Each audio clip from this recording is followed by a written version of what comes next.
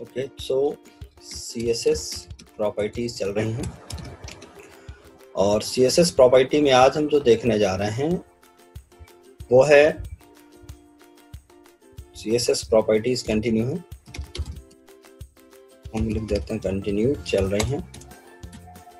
और आज का जो हमारा टॉपिक है बेसिकली वो है टेक्स्ट एंड फॉन्ट प्रॉपर्टीज। ठीक है, टेक्स्ट एंड फॉन्ट प्रॉपर्टी। तो सबसे पहले देखते हैं CSS text properties. Text properties में आएगा टेक्स्ट अलाइनमेंट। अलाइनमेंट में हम लिख सकते हैं सेंटर, लेफ्ट या फिर राइट। तो टेक्स्ट अलाइन कर सकते हैं इसको हम, टेक्स्ट अलाइन। अलाइनमेंट के लिए क्या यूज करेंगे? Text align property. देखिए एक चीज और मैं बता दूं, CSS में बहुत सारी प्रॉपर्टीज हैं जो कि कुछ ऐसी हैं जो कवर कर पाएंगे हम, कुछ ऐसी जो आपको खुद स्टडी करनी होगी। तो मैं एक वेबसाइट आपको बता रहा हूँ आज कि अगर आप खुद से पढ़ना चाहें, सिंपल सी वेबसाइट है learn from W3 Schools। W3 Schools में आप बेसिक से लेकर एडवांस तक आप सीख सकते हैं। तो मैं इम्प्लीमेंटेशन कैसे करना है ये तो समझा ही चुका हूँ आपको। जो और भी पॉसिबल है क्लास में बता पाना वो हम बता रहे हैं। बाकी एक एक्स्ट्रा जो भी आपको पढ़ना है वो आप यहाँ से डॉक्यूमेंटेशन देख सकते हैं इसका।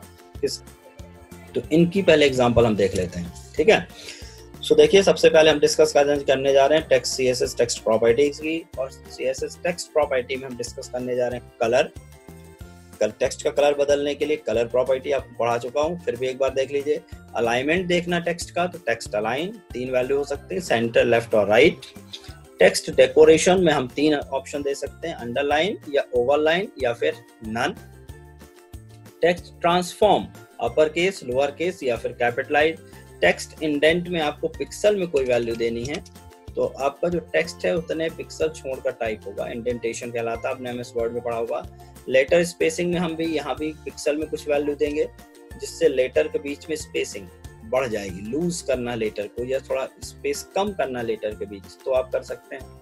2 लाइन के बीच में कितनी हाइट चाहिए वो भी आप यहाँ दे सकते हैं। वर्ड स्पेसिंग क्या होगी वो भी आप दे सकते हैं। तो यहाँ जो वैल्यू होगी तो value in pixel, value in किसमें देना होगा?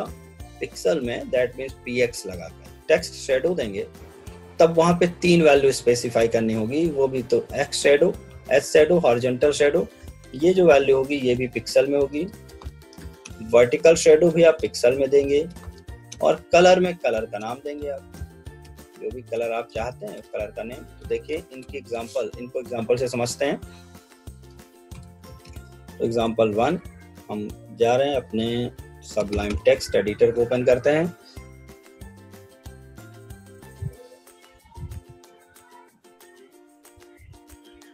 और हमने यहाँ पर एक नया पेज बना लिया, सेव किया, CSS example6.html। हमने HTML बना लिया और हमने यहाँ पे लिख दिया text property, text property title डाल दिया,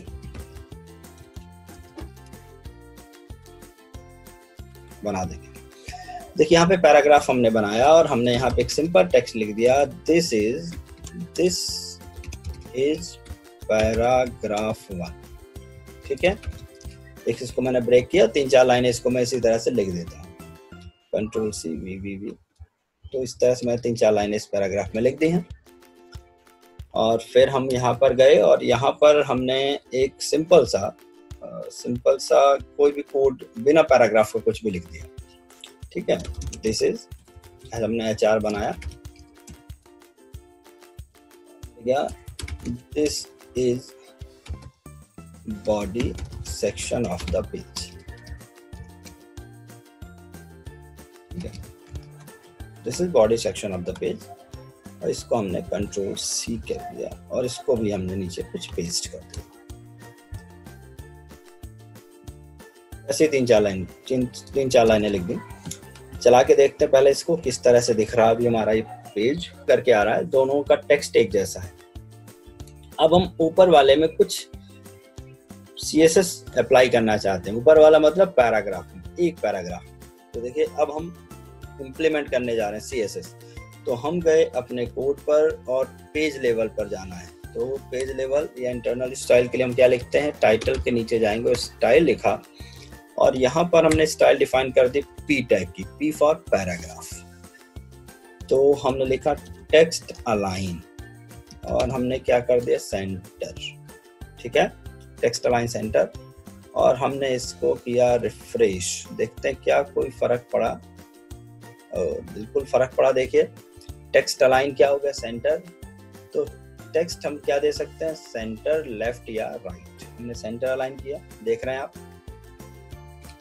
दूसरा ऑप्शन आया टेक्स्ट कलर के लिए हम सिर्फ क्या लिखेंगे, कलर। टेक्स्ट कलर नहीं लिखेंगे, सिर्फ क्या लिखेंगे, कलर। कलर हमने दे दिया ब्लू, कलर ब्लू हो गया। फिर हमने देखिए यहाँ पर लिखा लेटर स्पेसिंग, हमने कर दिया 10 px। लेटर्स के बीच एक एक कैरेक्टर के बीच 10 पिक्सल का स्पेस रहेगा।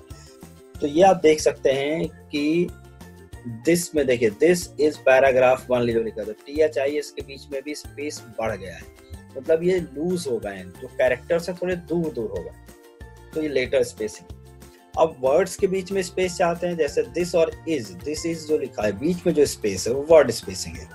तो वर्ड स्पेसिंग अगर आपको बढ़ाना है तो आप लिखेंगे वर्ड स्पेसिंग, और हमने कर दिया 20 पिक्सल। अब देखिए वर्ड्स के बीच में स्पेस ज्यादा आएगा, ये देखिए वर्ड्स के बीच में स्पेस ज्यादा है, कैरेक्टर के बीच में स्पेस कम है। लाइन के बीच में स्पेस बढ़ाना है तो लाइन हाइट हमने दे दी 10 पिक्सल। लाइन के बीच में भी स्पेस ज्यादा रहेगा, तो देखिए हमने स्पेस किया 10 पिक्सल, ज्यादा नहीं बल्कि कम हो गया। तो थोड़ा सा और बढ़ा देते हैं, लाइन हाइट हमने कर दी 20 पिक्सल। आपको एक करके देखना होगा। तो अब हमने इसे चलाया फिर से, तो 20 पिक्सल में इस तरह लाइन आ रही है। और स्पेस बढ़ाना तो आप यहाँ से देखिए, आप वैल्यू को चेंज करके आप चेक करते जाइए कितनी हाइट में क्या हो रहा है। तो अब ये देखिए लाइन की हाइट भी बढ़ गई, तो लाइन हाइट हो गया। फिर आप देखते हैं टेक्स्ट डेकोरेशन। टेक्स्ट डेकोरेशन हमने दे दिया अंडरलाइन या हमने दे दिया ओवरलाइन। Text decoration overline. अब देखिए हर टेक्स्ट के ऊपर लाइन आएगी, नीचे नहीं। ये देखिए दिस इज पैराग्राफ 1, पहली वाली लाइन को देखिए समझ में आ जाएगा कि हर एक टेक्स्ट के ऊपर लाइन आएगी। नीचे चाहिए तो अंडरलाइन कर दीजिए, कोई फॉर्मेटिंग नहीं चाहिए तो आप उसे क्या कर दीजिए, नन। टेक्स्ट फॉर्मेटिंग नन कर दीजिए, तो टेक्स्ट डेकोरेशन नन कर दीजिए। फिर टेक्स्ट ट्रांसफॉर्म हमने क्या कर दिया, अपर केस। क्या होगा इससे कि सारे कैरेक्टर, भले मैंने किसी भी केस में लिखा हूँ, सारे देखिए कैपिटल केस में, कैपिटल लेटर में बदल गए, अपर केस में बदल गए। तो इस तरह से आप फॉर्मेटिंग देखिए कि हम किस तरह से कर पा रहे हैं।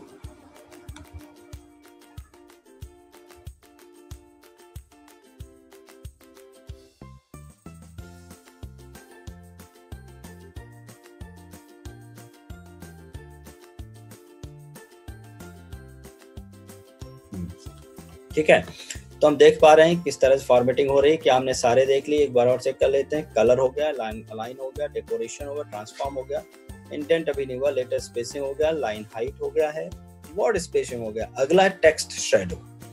तो टेक्स्ट शैडो भी देख लेते हैं, देखिए इसी में। तो अभी हमने टेक्स्ट शैडो चलाने के लिए हम वापस यहाँ गए और हमने यहाँ लिखा text shadow. Text shadow, horizontal shadow और वर्टिकल शैडो। हमने लिख दिया हॉरिजॉन्टल शैडो चाहिए मुझे 2 पिक्सल की, वर्टिकल शैडो मुझे चाहिए 2 पिक्सल के, और कलर इसका क्योंकि ब्लू है तो ब्लू पे शैडो हमने कर दिया रेड से। देखिएगा ध्यान से, नजरें गड़ाकर कि शैडो दिख रही कि नहीं। मैंने रिफ्रेश किया, आप देख रहे हैं थोड़ा सा भरा हुआ दिख गया। तो वर्टिकल शैडो, हॉरिजॉन्टल शैडो दिख रही हैं दोनों। अब एक शैडो को कम करते हैं। हमने कहा हॉरिजॉन्टल बगल में ज्यादा दिख रहे हैं, इसको 1 पिक्सल कर दिया हॉरिजॉन्टल शैडो को। देखिए कौन सी वैल्यू कम हो रही है। आपने फिर से रिफ्रेश किया तो हॉरिजॉन्टल शैडो कम हो रही है। वर्टिकल शैडो अभी भी दिख रही है, तो आप कम या ज्यादा कर सकते हैं। इसको मैंने ज्यादा किया और इसको मैंने कम किया। तो इफेक्ट आप करके देखिए कि किस तरह से इफेक्ट ज्यादा रीडेबल है। ये देखिए, ये ज्यादा रीडेबल। तो इस तरह से आप शेडो इफेक्ट को यूज करिए। टेक्स्ट इंडेंट कैसे दिखता है वो भी देख लीजिए। टेक्स्ट इंडेंट हमने लिख दिया 50px, ठीक है, और मैंने इसको रिफ्रेश किया। तो जो पहली लाइन जहां से पैराग्राफ शुरू हो रहा है वो इंडेंटेशन कर देगा, 50 पिक्सल इंडेंट करके फिर शुरू होगा पैराग्राफ फर्स्ट लाइन से। बाकी सब वैसे ही रहेंगे। तो पहली लाइन पे आपको चेंज दिख रहा होगा। तो ये हम देख रहे हैं कौन सी प्रॉपर्टी, पैराग्राफ की प्रॉपर्टी। क्योंकि मैंने पैराग्राफ में स्पेसिफाई किया तो केवल उसी टैग में इफेक्ट हो रहा नीचे जो हमने पी के अंदर लिखा। बाकी जो टैग लिखा हुआ बॉडी में जो टेक्स्ट लिखा हुआ है उस पर कोई इफेक्ट इसका नहीं है। अगर मुझे इन पे इफेक्ट चाहिए तो मुझे कहाँ डिफाइन करना होगा, बॉडी सेक्शन में। तो जैसे अगर हमने बॉडी पे ही अगर स्पेसिफाई कर दिया होता तो बाकी जो बचे होते हैं टेक्स्ट बॉडी में जो किसी टैग के अंदर नहीं आए होते उन पे ये इफेक्ट होता। तो मैंने इनलाइन स्टाइल लगाई, स्टाइल इक्वल टू, जैसे हमने यहाँ पे लिख दिया, हमने एक प्रॉपर्टी यूज कर ली केवल कलर। सपोज कीजिए हमने बॉडी में पूरी बॉडी कलर ऑरेंज है, मतलब अगर हम पैराग्राफ में भी कलर नहीं देते तो क्योंकि पैराग्राफ भी बॉडी के अंदर ही लिखा है तो उसका कलर भी ऑरेंज आता है। लेकिन क्योंकि पैराग्राफ में हमने कलर अलग से लिखा हुआ है तो एक कलर प्रॉपर्टी ओवरराइट हो जाएगी पैराग्राफ के लिए। बट जो रिमेनिंग पेज है उस पर जहां भी मैंने कलर यूज नहीं किया वहां पे बॉडी कलर क्या आएगा, ऑरेंज। तो अब देखिएगा मैंने इसको रिफ्रेश किया तो नीचे वाले का कलर चेंज हो गया। तो ये कौन सी प्रॉपर्टी हुई हमारी, ये हमारी प्रॉपर्टी हुई टेक्स्ट प्रॉपर्टी। टेक्स्ट प्रॉपर्टी का एग्जांपल हुआ। अब हम आगे देखने जा रहे हैं फॉन्ट प्रॉपर्टी किस तरह से काम करती है। तो कौन सी प्रॉपर्टी हुई, टेक्स्ट प्रॉपर्टी। नेक्स्ट हम देख रहे हैं कौन सा property, font property, CSS font property. तो चलिए इसके लिए भी हमने कहा कि आप वेबसाइट में जाके देखिएगा, यहाँ भी मिल जाएगा आपको ऑप्शंस। CSS फॉन्ट प्रॉपर्टी, हम देख रहे हैं कौन सी property, font property. We can set font styles and family and size using font property। क्या क्या सेट कर पा रहे हैं हम, फॉन्ट के स्टाइल, फैमिली और साइज। तो इसके जो एट्रीब्यूट हुआ है वो है फॉन्ट साइज, हमको किस में देना होगा, पिक्सल में। पिक्सल, आप पिक्सल में देखकर चेक करेंगे। फॉन्ट फैमिली, फॉन्ट फैमिली आप नेम ऑफ फॉन्ट लिख देंगे, जो भी फॉन्ट का नेम आप चाहते हैं। और तीसरा है फॉन्ट स्टाइल। फॉन्ट स्टाइल में आप लिख सकते हैं इटैलिक या फॉन्ट स्टाइल नॉर्मल, और हाँ इटैलिक और नॉर्मल। एक और होती है I think normal, italic, oblique, ठीक है। इटैलिक और नॉर्मल लिख दीजिए। अगला फॉन्ट वेट। फॉन्ट वेट में हम लिख सकते हैं बोल्ड या फिर बोल्डर, ठीक है। अगर आपको बोल्ड करना है तो आप कौन सी प्रॉपर्टी लगाएंगे, फॉन्ट वेट। थोड़ा सा और बोल्ड करना, बोल्ड से भी थोड़ा ज्यादा, तो आप बोल्डर कर दीजिए। तो ये एक रही CSS फॉन्ट प्रॉपर्टी। अगर हम फॉन्ट फैमिली की बात करें, फॉन्ट फैमिली, तो फॉन्ट फैमिली दो कैटेगरी में होती है, serif and sans serif। Serif font and कुछ होते हैं sans serif फॉन्ट। देखिए जिन फॉन्ट आपको वेबसाइट के थ्रू दिखा रहा हूं, फॉन्ट फैमिली में देखिएगा सेरिफ एंड sans serif है, एक्चुअली sans है, sans नहीं sans है, sans serif, SANS, sans serif। तो sans serif ये होते हैं जो प्लेन सिंपल से होते हैं, ठीक है, सिंपल से जो फॉन्ट होते हैं, लेकिन जिनमें इस तरह से नुकीले सी धार बनी होती है, ये कौन सी फैमिली कहलाती है, सेरिफ फैमिली, ठीक है, सेरिफ फैमिली। और एक होते हैं रेड सेरिफ्स, जिसमें ये जो एंगल्स बने हुए हैं ये थोड़े से रेड कलर के होते हैं। तो ये दो फैमिली बेसिकली आप ध्यान रखिएगा, सेरिफ एंड सैंस सेरिफ। तो सेरिफ अगर हम लिख देते हैं तो फॉन्ट के साथ ऑटोमेटिकली इस तरह से थोड़े से शार्पनेस लग जाती है, और अगर हम सैंस सेरिफ लिखते हैं शार्पनेस नहीं आती। अगर आपको इस पे नहीं उलझना है तो आप सीधे सीधे फॉन्ट के नाम यूज कर लीजिए, जैसे हमने Arial, black, Times New Roman, इस तरह के जो फॉन्ट होते हैं उनको यूज कीजिए। लेकिन अगर आप देखिए टाइम्स न्यू रोमन में देखिए तो टाइम्स न्यू रोमन का टेक्स्ट कुछ इस तरह से लिखा हुआ आता है, थोड़ा थोड़ा सा इसमें भी शार्पनेस होती है कोने पे, तो हम कह सकते हैं कि किस फैमिली से बिलोंग करता, सेरिफ से। लेकिन अगर एरियल हुआ, वर्धना हुआ, ये किससे बिलोंग करते हैं, इनमें कोई भी शार्पनेस नहीं होती कोनों पर, तो वो कौन से फॉन्ट से बिलोंग करता है, सैंस सेरिफ से। तो एक्चुअली दो कैटेगरी है इनकी, कौन कौन से, serif and sans serif.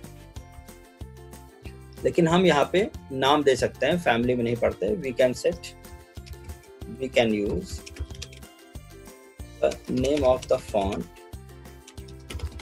Without taking any attention to the font family। आप फॉन्ट फैमिली में अटेंशन नहीं भी देना है तो आप सीधे फॉन्ट का नाम यूज करिए और आपका काम हो जाएगा। चलिए एग्जांपल हम देख ही लेते हैं। तो हम पिछले एग्जांपल पे जाते हैं और इस एग्जांपल पे हमने कुछ चीजें और सेट कर दी। देखिए अभी हमें टेक्स्ट प्रॉपर्टी तो यहाँ सेट करी ही थी, अब हम फॉन्ट प्रॉपर्टी सेट करने जा रहे हैं। तो हमने पैराग्राफ में नहीं किया, हम ये बॉडी पे सारे काम कर रहे हैं। तो हमने क्या काम किया कि बॉडी पे ज्यादा स्टाइल लिखनी है तो हम पेज लेवल पे चले गए और पैराग्राफ के नीचे हमने कौन सा टैग स्पेसिफाई कर दिया, बॉडी। यहाँ पर हम लिखा फॉन्ट फैमिली। जो भी आप बॉडी पे लिखेंगे उसकी फॉन्ट फैमिली है वो है कॉर्बेल। ठीक है, फॉन्ट फैमिली क्या कर, फॉन्ट का नेम है कॉर्बेल, आप और भी फॉन्ट का नाम सर्च करके लिख सकते हैं। देन फॉन्ट साइज, हमने कहा जो भी हम यहाँ लिखेंगे वो 20 पिक्सल में मुझे चाहिए। और कलर के लिए तो फॉन्ट कलर नहीं होता भाई, कलर के लिए कलर ही होता है, कलर के लिए कलर होगा।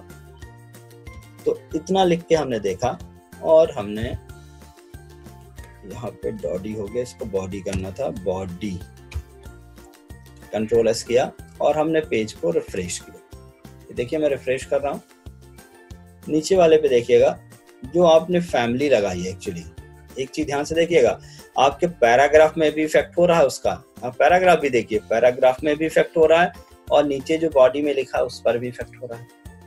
अब ऐसा क्यों हो रहा है भाई, क्योंकि हमने पूरी बॉडी के लिए स्टाइल अप्लाई किया है। तो बॉडी के अंदर जितने भी कंटेंट होंगे, चाहे वो पैराग्राफ में हो, चाहे वो हेडिंग में हो, हेडिंग H1 में हो, H2 में हो, H3 में, किसी में भी हो, सबके लिए अप्लाई होगा तब तक जब तक हम उस टैग में अलग से फॉन्ट स्पेसिफाई नहीं करेंगे। तो जैसे हमने पैराग्राफ में अलग से कोई फॉन्ट स्पेसिफाई नहीं किया है तो जो भी बॉडी में हम लगा रहे हैं वो इस पे भी इफेक्ट हो रहा है। लेकिन अगर हम कलर की बात करें, यहाँ पे ऑरेंज आ रहा है बट वो यहाँ नहीं आ रहा, क्योंकि इसका मतलब है कि हमने पैराग्राफ में अलग से कलर टैग लगाया है।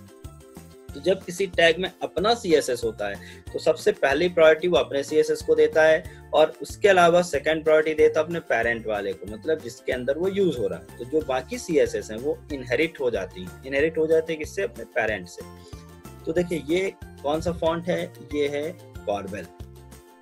साइज ऊपर वाले के ज्यादा इसलिए दिख रही क्योंकि वो कैपिटलाइज है, सारे के सारे कैपिटल केस में लिखे हुए हैं। नीचे वाले की साइज क्योंकि लोअर केस में लिखा है इसलिए ऐसा हो रहा है।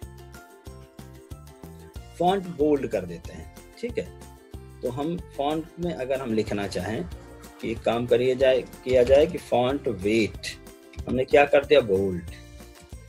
एंड एक चीज और करते, font style italic.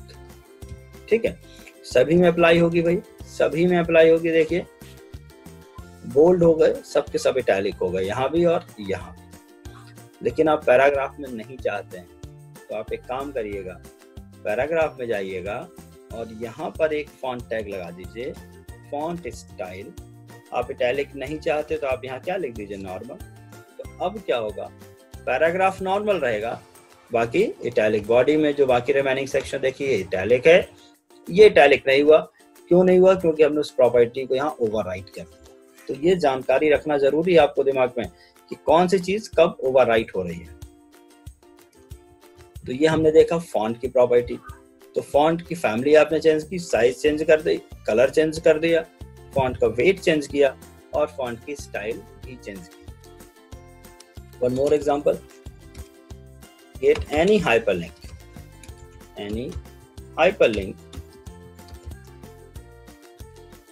it will be automatically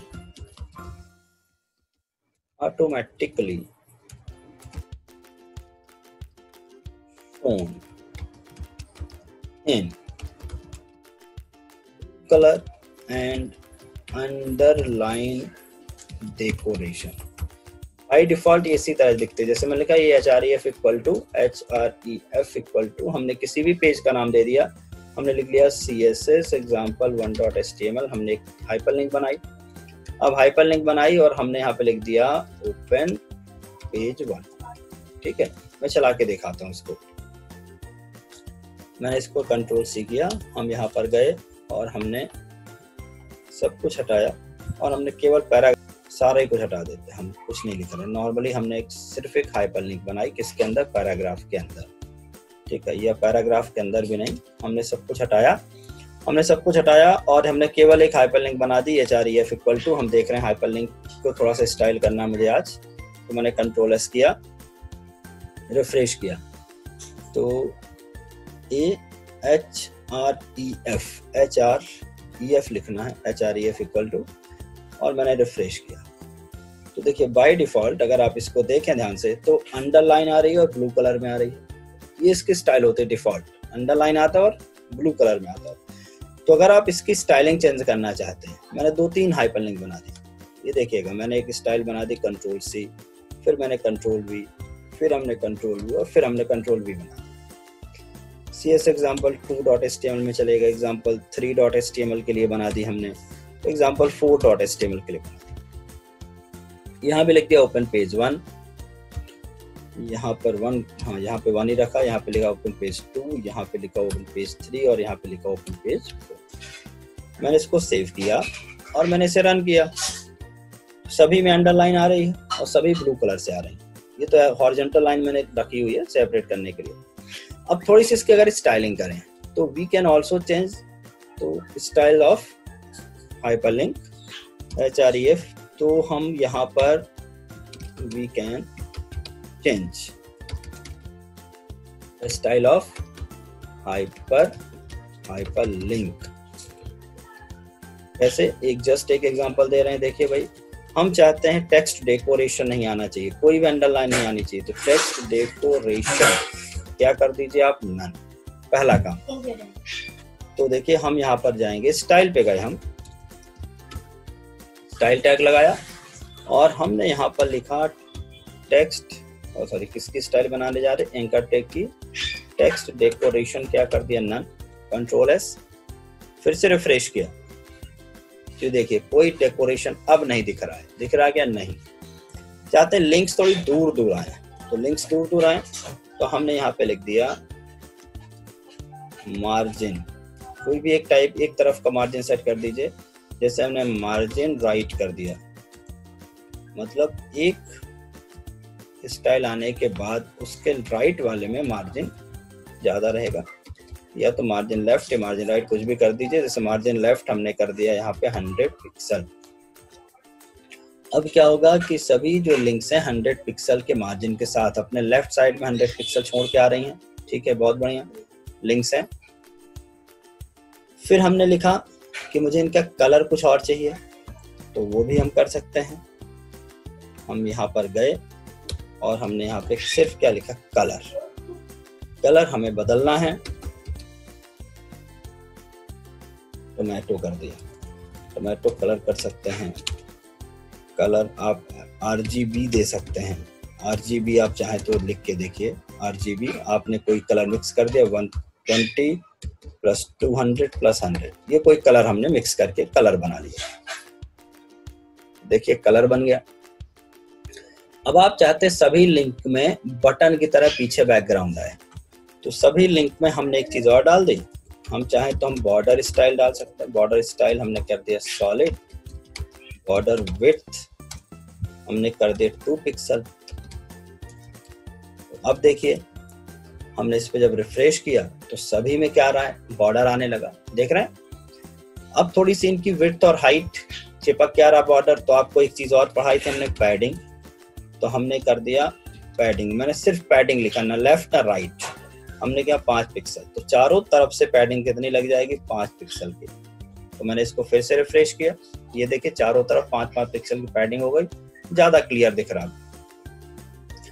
अब आप चाहते हैं कि इन पर बैकग्राउंड कलर भी हो जाए, तो आप बैकग्राउंड कलर के लिए क्या यूज करेंगे, बैकग्राउंड कलर यूज कर लीजिए। आप चाहें तो कोई इमेज वगैरह भी लगा सकते हैं।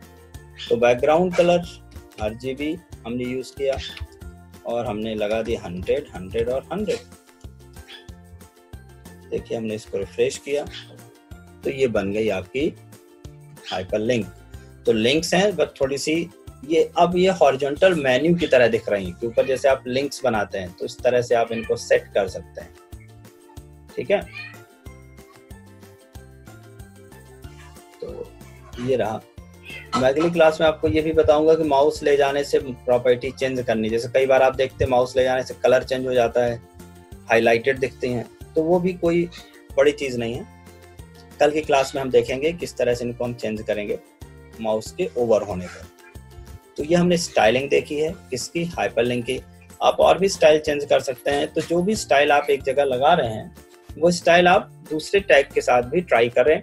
और यही खूबसूरती है CSS की, कि CSS हमें कहता है कि आप बाइंड नहीं है किसी एक प्रॉपर्टी के साथ, आप उसी प्रॉपर्टी को अलग अलग टैग में अप्लाई करें। तो ये हमने एक एग्जांपल लिखा है, तो ये मैंने एग्जांपल को यहाँ पे पेस्ट किया। सो इनकी प्रैक्टिस करें। 1-2 दिन और CSS अभी आपको बताऊंगा, फिर हम चलेंगे जावास्क्रिप्ट के ट्यूटोरियल पर। तो आज के लिए इतना ही, नेक्स्ट क्लास में फिर आगे की क्लास हम शुरू करेंगे।